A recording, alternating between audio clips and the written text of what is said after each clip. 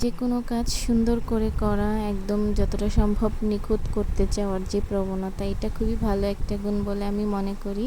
কিন্তু এই ভালোটা সবসময় ভালো না। কেন বলতেছি এই কথাটা পুরো ভিডিও দেখলে বুঝবা ইনশাল্লাহ।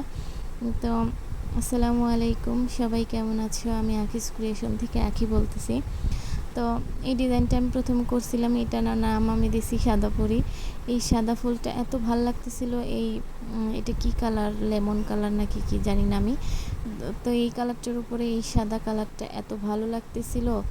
তো আমি কি চিন্তা করে যে এটার কালার চেঞ্জ করার জন্য এত পাগল হয়ে গেলাম কে জানে। পরে আমি ভাবছিলাম আর কি যে লাল রঙটা দিয়ে কাজ করলে মেবি এই কাপড়টার উপর ফুটে উঠবে।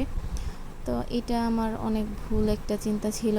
বিকজ এই সাদা থাকতে ফুলটা যতটা মানে এই রঙটার উপর সাদা রঙটা যতটা ফুটেছে, লাল রঙটা ততটা ফুটেনি। তোমরা আর কি ফাইনাল লুক দেখলেই বুঝতে পারবা।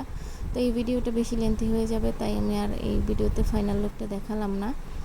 তো এটা নিয়ে আরও ভিডিও দিব ইনশাল্লাহ।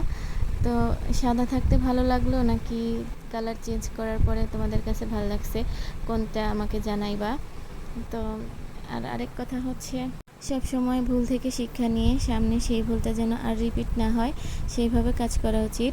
এটা হ্যান্ড পেইন্টের ক্ষেত্রেই হোক আর লাইফের ক্ষেত্রেই হোক, সব সময় খেয়াল রাখবা। সবাই ভালো থাকবা, টাটা।